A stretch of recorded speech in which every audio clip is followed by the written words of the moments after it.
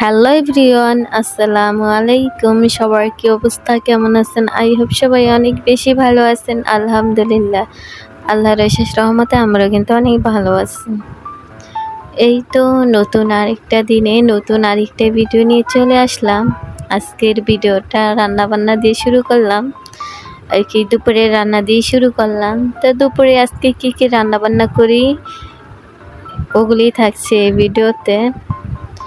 তো আমি হচ্ছে সবজি কুটে বেছে পরিষ্কার করে নিলাম, এখন হচ্ছে আর কি রান্না করে নিতেছিলাম। তো এখানে পটল আলু দিয়ে মাংস রান্না করে নিলাম। আর হচ্ছে তেমন বেশি কিছু আজকে আর রান্না করব না, কারণ দেখা যায় যে 2-3 পদের একসাথে রান্না করে রাখলে আর কি সব তরকারি একটু একটু করে থেকে যায়। পরবর্তীতে দেখা যায় যে বাসি তরকারিগুলো খাওয়া হয় না, মানে ভালো লাগে না বাসি তরকারি খেতে। তো আজকে বেশি কিছু আর কি রান্না করব না, শুধু এই যে আলু পটলের তরকারি।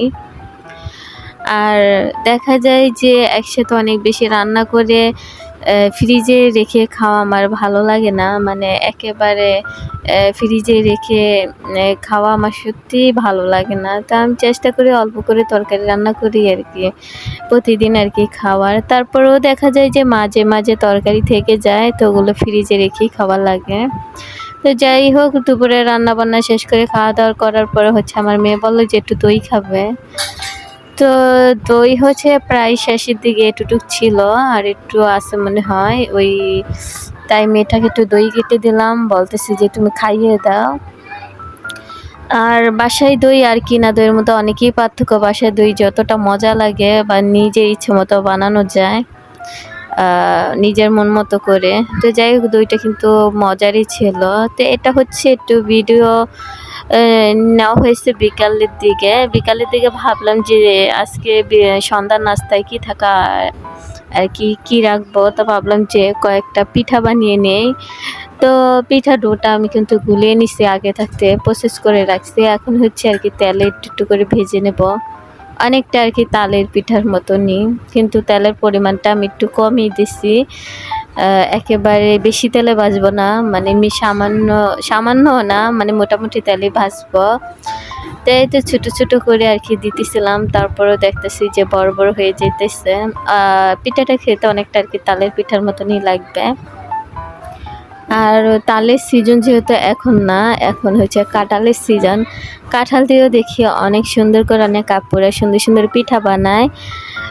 আমিও কাঁঠালের পিঠা খাইছি, তো অনেকটা আর কি তালের পিঠার মতনই লাগে, ভালোই লাগে, খারাপ লাগে না।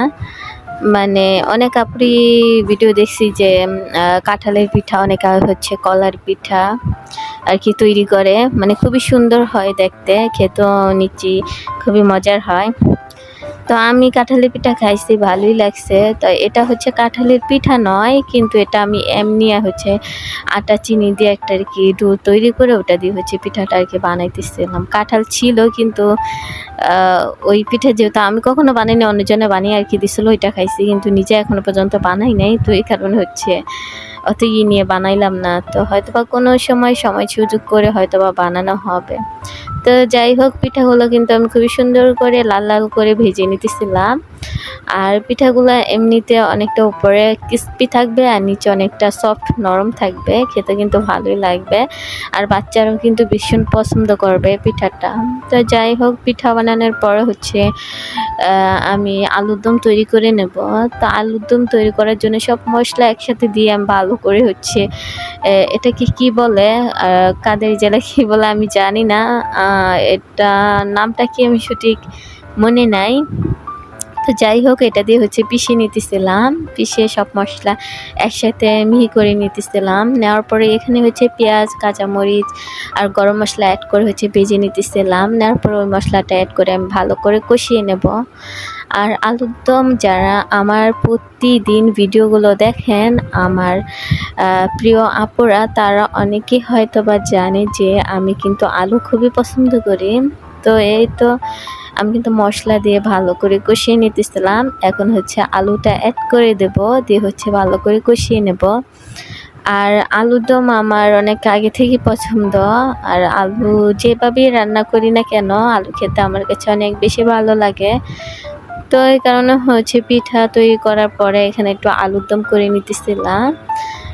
এই আলুর দমটা রুটি কিংবা বলেন মুড়ি যেকোনো দিয়েই খেতে অনেক বেশি ভালো লাগে, নয়তো খালি খেতেও খুবই ভালো লাগে। তো এভাবে আমি প্রায় সময়ই রান্না করে খাই। দেখা যায় যে অনেক ভালো লাগে। তা হচ্ছে আমি ভালো করে কষিয়ে নিতেছিলাম। নেওয়ার পরে হচ্ছে ঢাকনা দিয়ে ঢেকে দেব। দেওয়ার পর হচ্ছে ভালো মতো যখন কষানো হয়ে যাবে, তারপর হচ্ছে আলুটা একটু সিদ্ধ হতে যেহেতু সময় নেবে, পুরান আলু তো ওই কারণে হচ্ছে ঝোলের পরিমাণটা একটু বেশি করেই দিয়ে দেব।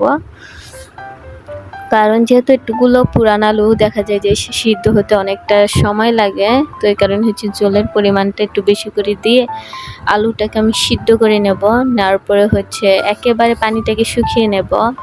তো আলু কিন্তু আর কি পুরো পানিটা আমি শুকিয়ে নেব। যাই হোক, আলু কিন্তু রান্না প্রায় শেষের দিকে। অবশ্যই ভিডিওটা কেমন হয়েছে কমেন্টের মাধ্যমে জানাতে পারেন, বা আমার আলু রান্না কেমন হয়েছে, আলুর দম রান্না কেমন হয়েছে কমেন্টের মাধ্যমে জানাতে পারেন। আর যে আপুরা ধৈর্য ধরে ভিডিওর এটুটুকু এসে পড়ছেন ওই আপুদেরকে জানাই অসংখ্য অসংখ্য ধন্যবাদ। কারণ দেখা যায় যে ভিডিওর কোয়ালিটি খুবই খারাপ, তারপরও যে আপুরা ভিডিওগুলো দেখে এবং লাইক দেয়, এটা আমার কাছে খুবই ভালো লাগে। আর আপুদের ভিডিও যে কমেন্টের কারণে কিন্তু আমি আরেকটা ভিডিও বানাতে অনেক আগ্রহ ফিল করি। তো যাই হোক, আজকে হচ্ছে রান্নাবান্না দিয়ে ভিডিওটা শেষ করতেছি। অবশ্যই আলুর দম কেমন হয়েছে কমেন্টের মাধ্যমে জানাবেন। তো এই তো আজকের মতো ভিডিওটা এই পর্যন্তই। নতুন কোনো ভিডিওতে দেখা হবে। আল্লাহ হাফিজ।